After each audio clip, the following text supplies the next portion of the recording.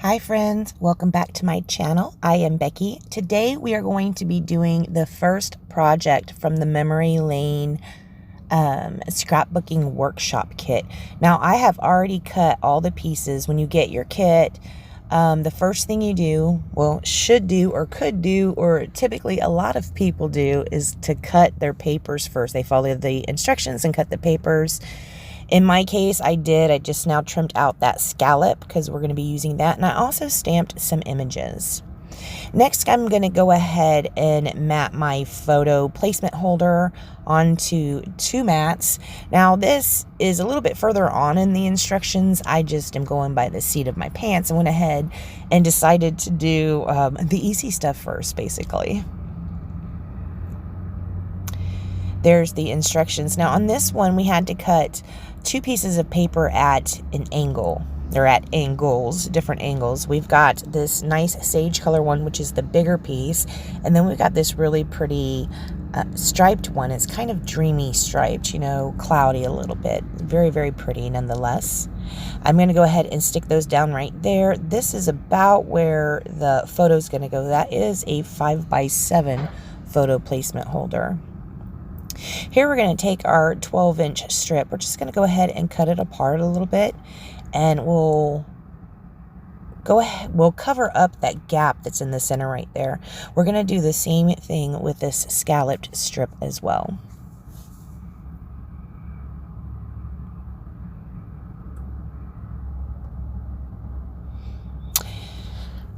Now, for the images I cut out on the tree, we're just going to go ahead and sponge the sage color onto the tree. And I'll use a Spectrum Noir marker to color the tree trunk and also the little tire swing. That little tire swing is so cute on this stamp. I do, in the end up cutting that little tire swing off, though. Poor thing. Then we have this little house. I'm going to go ahead and go over this one with, I think that's melon, and I'm just going to go over really, really light. The instructions are a little bit different than how I'm doing it. I will get out a white gel pen and color in those windows that I went over with the melon. Here I'm doing the same thing on the flower pieces. I'm also going to leave one of the flowers pretty much untouched, except for, you know, what sponge over I had on there. Then I'm going to pull out the sage again and do the leaves. All of the bits that I end up using, I used gel pen on them to give them a little bit of highlight. I also used Spectrum Noir markers to color the images that did not get the sponging technique on them. So these images, they turned out really cute, and I like how there's a couple different techniques on them. I'll show you up close here in a second what one of the floral pieces look like. Here is the Spectrum Noir marker that I pulled out to do these little yellow flowers. So cute. I'm going to use them on one of those bigger flowers as well, over the pieces that I've already had sponged out. These I will fussy cut.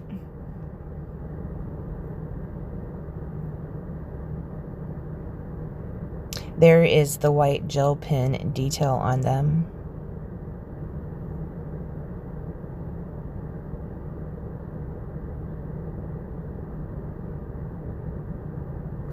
I really, really like how these came out. They were so cute.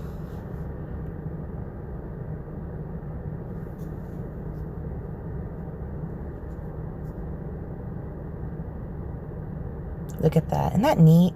And there on that, you can see where the melon bled over into that yellow flower. I still colored it with that yellow marker anyways. I just colored over the ink that blended on it, and it turned out looking so good.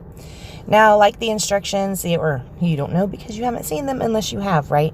The instructions call to add a little bit of sage in a few spots. So one is that bottom right corner. We're going to put a little right here, and then we'll put it in one more spot.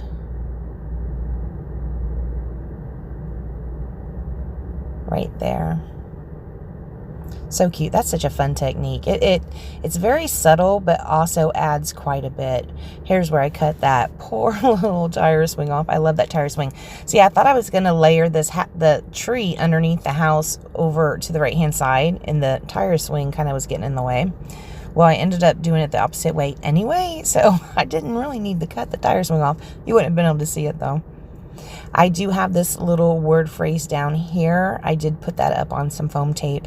And then I'm going to do some second generation stamping with the little filled in heart that came on this stamp set.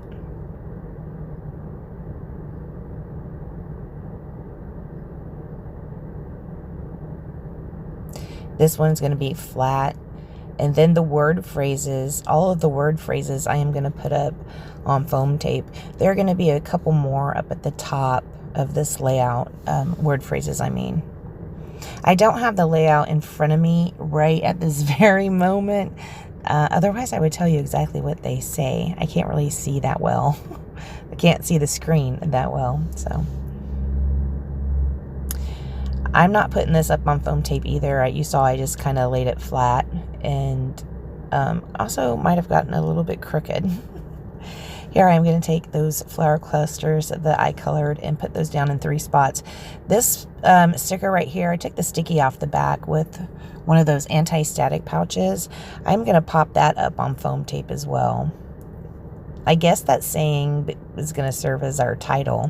One of the flower clusters will go above it and one will go below it. This piece right here. We'll put a flower piece on top like that and then one on the bottom.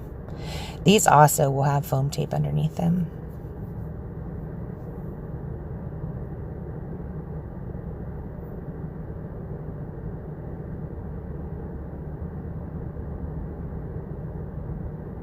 One word phrase and then the other. I did put my pieces kind of like in a little bit different than the layout, but not much at all. I stuck to this one pretty good, but then I do love 1-page layouts. I'm not much of a double page scrapbooker, and in fact the next project is going to be a double page. It's project number 2 for this kit is going to be a double page, and I end up doing the left hand side and just keeping it as a single page. Is so hard. Double pages are so hard for me, guys. On this one, I'm going to go ahead and finish it off with some of those gloss white splatters, and then we're going to be done. You see I did do some second generation heart stamping there. All right, guys, I want to thank you so much for joining me. If you'd like to support my channel, please go to beckybidding.closetomyheart.com. Check out the links down below. Oop, looky right there. It came off my gloss spray. Boop, just picked it right up. You can tell I hadn't used that in a while. Got all dry. All right, guys, thanks for joining me. See you next time. Bye, guys.